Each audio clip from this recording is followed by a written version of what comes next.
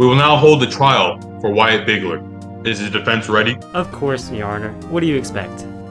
Mr. Condoriono, is the prosecution ready? I'd rather not waste any more time, Your Honor. This is a heinous crime we're dealing with, and I'd like to settle it quickly.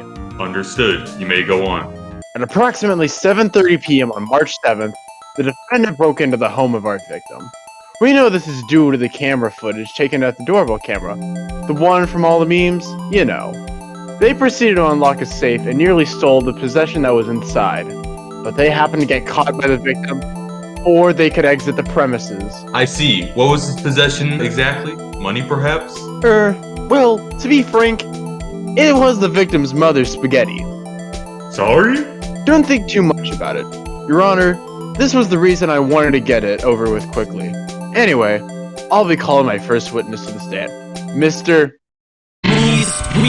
Okay, so a game about being a lawyer and pointing your fingers probably doesn't sound too appealing to a lot of you, but just hear me out. After playing the first 3 games in the Ace Attorney series, I really fell in love with these games, and hopefully through this video, you can as well. So what is Ace Attorney? This is a series of games where you play as defense attorney Phoenix Wright, who has to defend his clients in a trial and prevent them from getting a guilty verdict. During each episode of the game, it is often separated into 2 parts, investigation and trial. During an investigation, you move through different areas, talk to characters, and ultimately gather evidence to use in the second part of the episode, the trial. Here, it's your job to cross-examine witnesses and point out the contradictions in their testimonies with the evidence at your disposal, allowing you to get that not guilty verdict. So far, that probably doesn't sound too interesting, right? Well, let's talk about some of the characters you meet along the way, because they're really the best part of the game. You play as, of course, Phoenix Wright. I'd imagine he's sort of a stand-in for the player, since the things he says are usually things you're probably thinking at the time, such as, man, I really want to f*** Edgeworth. He serves as a nice balance to all the goofy characters in the game. Your mentor, Mia Fey, is a well-respected defense attorney, gee, I wonder why, who's faced many trials, but has a bit of a tragic past, as we see in the third game. Maya Fey is her younger sister and your assistant throughout the games. She's the first of many goofy characters, being obsessed with cartoons, trading cards, celebrities, etc. Both her and Mia come from the village of Courtroom, which specializes in a channeling technique that allows the woman of the family to channel dead people through their body. This is a major concept in these games and is utilized a lot. The main prosecutor in the first game is Miles Edgeworth, a fan favorite character. The developers were actually surprised that we liked him because we actually weren't supposed to. Due to this, in the next game they had us face a different prosecutor. Edgeworth is one of the greatest prosecutors in the world and has a perfect record up until he faces Wright.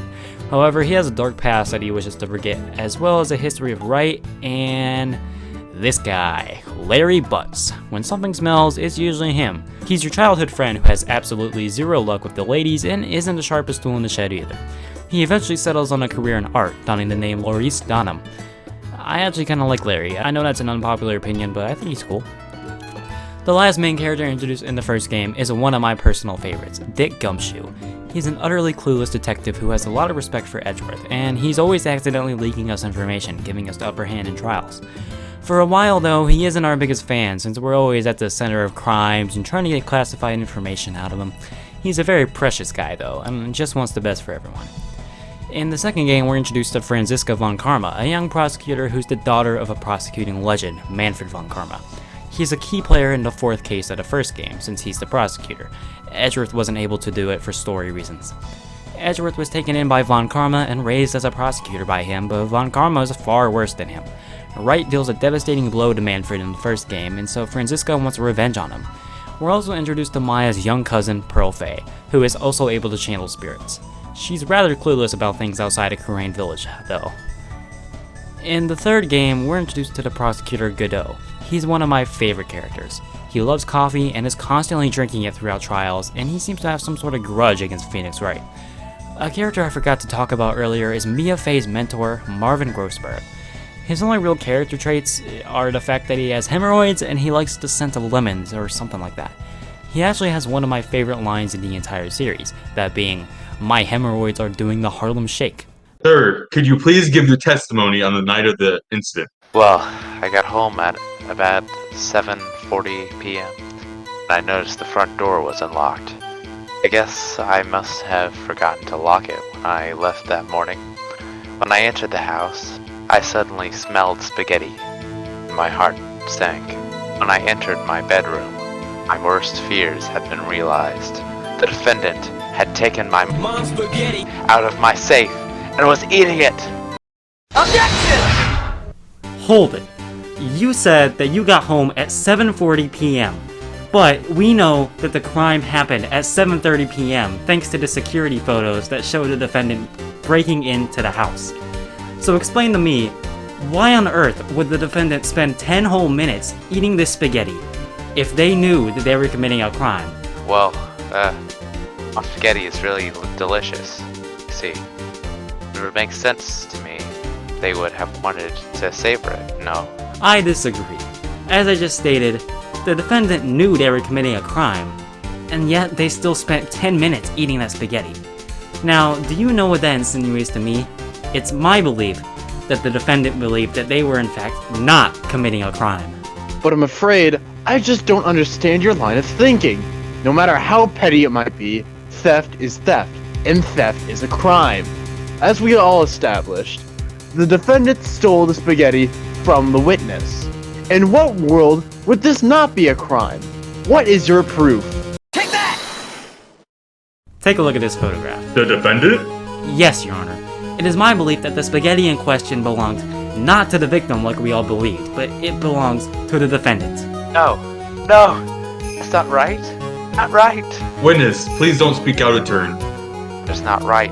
I tell you, my mom, she lovingly crafted the spaghetti with her own hands. Nobody else is capable of such a thing. Witness, what did I say? Your Honor, it's alright. The witness did just drop something that's rather incriminating, so I think it's alright if you let it pass this one time. Now, so far, I've mostly focused on the characters rather than the gameplay, and that's because there isn't much to say about the gameplay. You gather evidence and you present it, that's about it. But the satisfaction you get when you present the correct evidence and the music stopping is amazing. Who knew it could be so fun to point out some contradictions? In the second game, a new mechanic called Psych Locks is introduced. This is kind of a mini cross-examination that happens during investigations. When you present this item called a Magatama, it'll show you if a person is lying. You can then use the evidence at your disposal to get them to tell the truth. I think this is a cool way to make the investigations a little less boring, but let's face it, they're never boring. There are a few more mechanics that are in the fifth case of the first game. All three of these games were originally released for the Game Boy Advance, but only in Japan. However, the first time they left Japan was when they were ported to the DS. The second and third games were exactly the same, more or less, but the first game added a fifth case that made use of the DS's special features, namely the touchscreen. Some of the evidence in this case was fully modeled in 3D, and you could use the stylus to rotate it and find clues by doing so. You could also spray this stuff called luminol fluid in order to look for bloodstains you wouldn't be able to see otherwise. Another thing is using the stylus to find fingerprints by using this dust. It totally isn't cocaine. The last thing I found special is that during one of the trials in this case, a video recording is a piece of evidence. You can actually fast forward and rewind the video to find the contradiction inside of it, something that isn't seen anywhere else in the entire game. There's also a Wii version of the game. Instead of a touchscreen to move the cursor, you have to use motion controls. Nah, I'm good. Now, I'd just like to interject to talk about the ships. The shippers in this community are really passionate, especially the ones for Wright and Edgeworth. I mean, I'm not totally against it, although personally for story reasons I sort of ship Wright and Iris, a character from the fifth case of Trials and Tribulations. Of course, there's nothing wrong with Maya either. Incriminating? Tell me, please, how this statement is incriminating. Have a look at this. This is the journal owned by the witness. It was found at their home. And if we look through it and we go back to January 7th, 2020, we find that on that day, the victim, the witness, their mother passed away. Order! Order! This means that she couldn't possibly have made the spaghetti. Therefore, completely discrediting the witness's testimony. Objection! I'm sorry, but that logic is flawed. Is your refrigerator running? It's entirely possible that the witness's mother cooked this spaghetti for 2 years ago and has been refrigerated this entire time as a keepsake, perhaps. I disagree. Sure, food can be refrigerated. That is rather smart logic. But 2-year-old spaghetti? I find it hard to believe that they would keep spaghetti for 2 years. And even more importantly, we know that the defendant ate this spaghetti, and they show no signs of food poisoning or anything of the sort. which can only mean that this spaghetti must have been cooked somewhat recently. This is preposterous! You can't possibly! I wasn't done yet. You see, I have one more piece of important evidence that will show without a shadow of a doubt that the witness's mother, in fact, did not cook this spaghetti. Or mom's spaghetti, if you will. One of the most important aspects of this game for me is the music. The music enhances the trial so much, but before we get there, I'd like to talk about some of the themes you might hear when you're investigating, or just themes that belong to certain characters.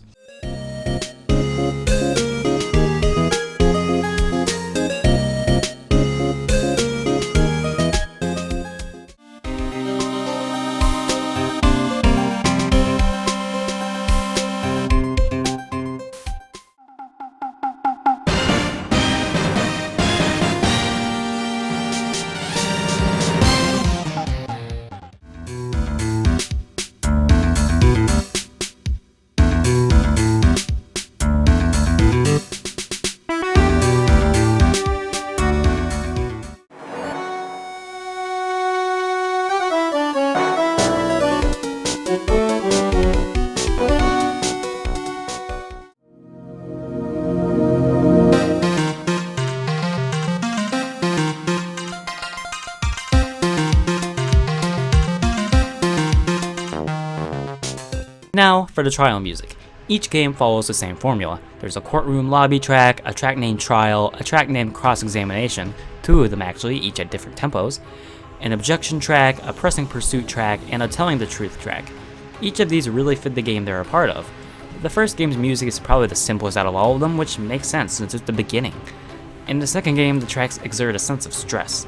This time, it won't be so easy to get things done, and even the smallest details are important.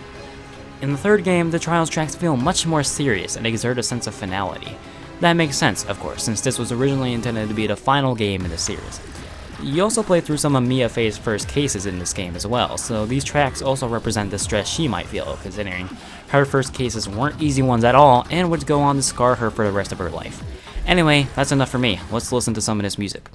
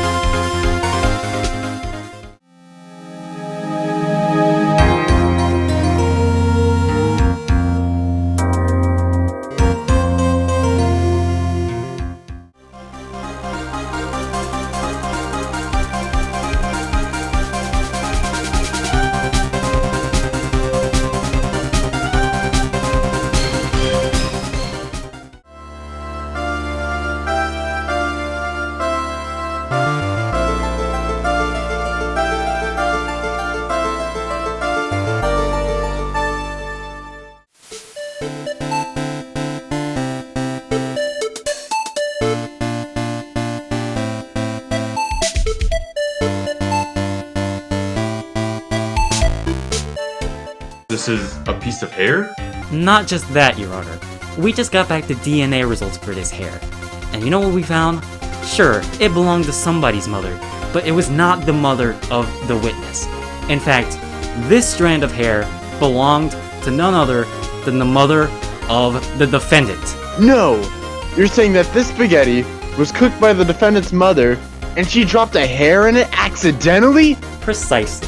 I see no other possibility here. Then why was it in the possession of the witness? Isn't it clear? The events in this case truly did happen, but we have it all flipped. The spaghetti belonged to the defendant and was cooked by his mother, but this spaghetti was stolen by the witness, who just so happens to be the true culprit. They carried it in the safe back to their house, and the reason the culprit took the spaghetti but was in no rush to do so was because it was their rightfully owned spaghetti. No! I refuse to let you win like this! Unfortunately, the journal is going to be your demise once again. 1 week prior to the incident, the witness wrote, "I did it. I stole the spaghetti. His mom's spaghetti is so good, and so nobody but me can be allowed to have it." Now, I want to give a brief overview of each case without spoiling too much. I do want to mention a few spoilers in a bit though, so I'll warn you when that's about to happen. The first case of the first game is Wright's first case as a defense attorney, and wasn't even supposed to be in the game originally, but it was decided that there should be a first easy case to ease people into the game. You have to defend your friend Larry Butts, who supposedly killed his girlfriend with a clock shaped like a statue that he actually made himself. Impressive. Oh yeah, I forgot to talk about him earlier, but now's a good time to talk about Winston Payne. He is the prosecutor for the first case in every game, and he's, not the best. Edgeworth for life. In the second case, someone very dear to Wright is killed by that same statue, and we're introduced to Maya Fey for the first time, who is suspected of being the killer. This is where you first face Edgeworth and meet Gumshoe. In the third case, one of the actors for the Steel Samurai, a children's TV show, has killed a fellow actor in costume, and Maya is determined to solve the case. We also meet Wendy Oldbag for the first time. Do people like Oldbag?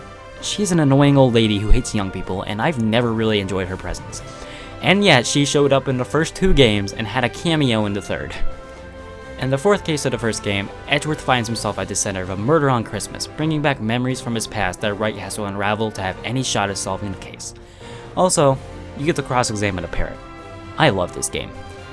In the fifth case added in the DS version, a police detective is murdered and the suspect is the chief prosecutor. Of course, the body was found in Edgeworth's car. There he goes again, being at the center of a case. You actually aren't accompanied by Maya this time, but rather the sister of the suspect, Emma Skye. She wants to be a detective, which she eventually accomplished by replacing Gumshoe in Apollo Justice. However, similarly to the DL6 incident that Edgeworth and many other characters found themselves tangled up in, another old case is irrelevant to solving this one. You also meet a rootin' tootin' cowboy, and oh my god, is that Donald Trump? In the second game, the reason for a tutorial case is because you got knocked out and gained amnesia. You have to defend policewoman Maggie Bird, who is suspected of killing her boyfriend. Also, this ringtone? Really? The second case introduces us to Courtroom Village, where Maya is channeling a spirit for a doctor who wants to talk to his dead patient. But of course, the guy dies while Maya's locked in there with him. We're introduced to Pearl and her mother Morgan Fay, who's rather important to the story as a whole. In the third case, a murder occurs at a circus with some unique characters present. I don't really like them. Circuses aren't my thing. If you haven't caught on yet, the third case is usually the wacky weird filler case. The fourth case is probably the most interesting of this game. Once again, 2 actors of a samurai-themed TV show went at it and one of them died, but this time, if Wright doesn't get the correct verdict, Maya's life is on the line. Now, the third game is my personal favorite. The first game follows Mia in her second ever court case. The defendant is none other than Phoenix Wright. It's believed that he killed his girlfriend Dahlia Hawthorne's ex, but not everything is as it seems in this case. It actually sets up the ending of the game really early. The second case sees us return to Phoenix in present day, and a special urn from Courtroom has been stolen from a museum. Wait, that's it? No murder? Just a phantom thief sending his calling card and taking treasure? Is this just Persona 5? I mean, there's even an ace detective. He doesn't look quite like Akechi, but still. Oh, wait, there's a murder. That's better. In the third case, Phoenix makes up for a mistake that he didn't make. He once again has to defend Maggie Bird, except he supposedly already took her case and failed miserably. So there's a phony Phoenix going around taking court cases. Maya calls him Zen E-Hop. I don't know how I feel about this case. I mean, the tiger's interesting. This girl has a bit of a sad story involving him, but she still scares me. Then there's this fabulous French man, except I don't think he's actually French. Maybe not even a man. Oh, and maid outfits, and a creepy old man who loves said maid outfits. Yeah, I don't like this guy. The only old guy I'll accept in my ace attorney is the judge. The fourth case is Mia's first case, where a guy named Terry Falls, very clever, supposedly killed a policewoman on this rickety old bridge. This case is actually related to an older case that happened on this same bridge, where Terry Falls supposedly pushed his then-girlfriend Dahlia Hawthorne, sound familiar, off the bridge, which led to his arrest and Dahlia's supposed death. Yeah, about that. Oh yeah, this isn't only Mia's first case, but Edgeworth's as well. The final case ties everything from this game up, as well as the entire trilogy. If you haven't played the game yet, I'm putting a spoiler warning here because I want to talk about this one in full. Alright, you gone? Cool. So, let's recap the first 2 games' important points. Gregory Edgeworth dealt a blow to Manfred von Karma's perfect record. Gregory and his son Miles enter an elevator with another man, Yanni Yogi, but then an earthquake gets them trapped in the elevator with no oxygen. Eventually, Miles steals Yogi's gun and throws it at him, thinking he was gonna attack his father. However, the gun shoots through the window, putting a bullet through Von Karma's shoulder. Von Karma enters the elevator, picks up the gun, and kills Gregory Edgeworth. This became known as the DL6 incident. In order to find the culprit, Misty Faye, the mother of Mia and Maya, channeled Gregory in order to find the killer. He believed it was Yogi, since he was the only other person in the elevator, but defense attorney Robert Hammond proves him not guilty, forever soiling the name of the Kurain channeling technique and spirit mediums as a whole. This leads Edgeworth to become a prosecutor and Misty Faye to go into hiding for years. Eventually, Mia Faye is killed, with the only member of the main Faye family left being Maya. Morgan Faye attempts to get Maya killed in order to instill Pearl as the leader of the clan. However, this fails and Morgan gets imprisoned. Morgan had two other children, Dahlia and Iris, but they were taken by their father.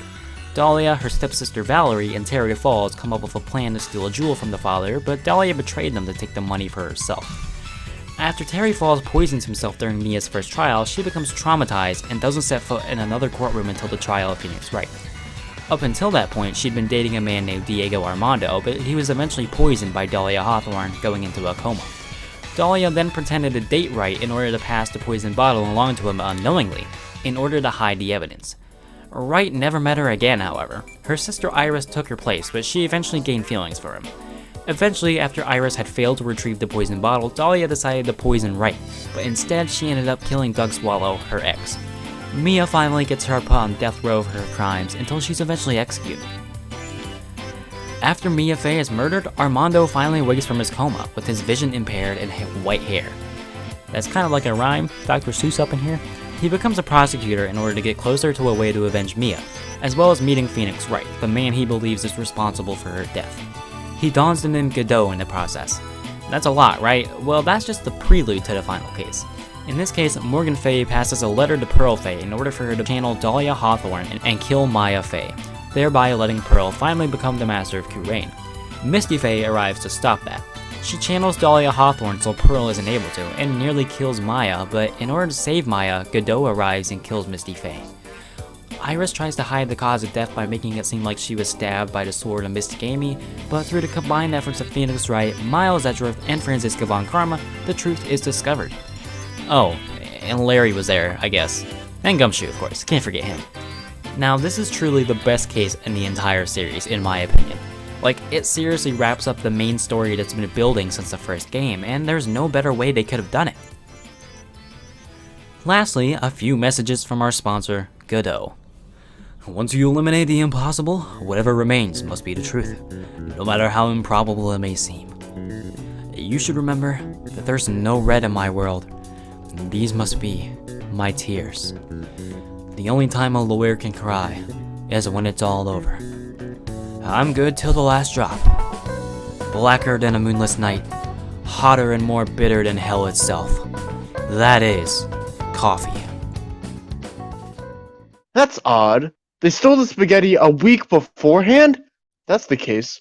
Why is it still in pristine condition when the defendant took it? Well, that's easy. The defendant kept the spaghetti in their safe, and the witness knew this.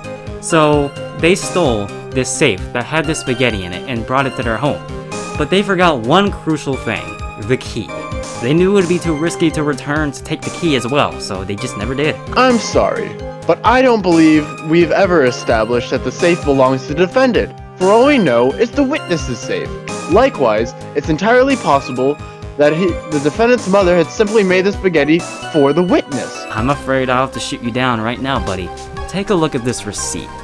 It shows that long before this incident ever happened, the defendant bought this safe with their own money. Ah! Fine, I've lost. I cede. Defeat. You win. But sir, you hardly fought for me. You're taking the loss so easily. I mean, I only got one testimony. Do you seriously care more about getting the trial over quickly than saving your witness? Quite frankly, yes. This is by far the strangest case I've ever taken, and I'm ready to be over with it. I do have some amount of pride, however. Even in a case such as this, I wouldn't announce my loss so easily. I believe my adversary over there, you are the true culprit. No! I just wanted some spaghetti last time. I have no clue what I was just a part of, but I guess I could finally say the defendant wasn't guilty.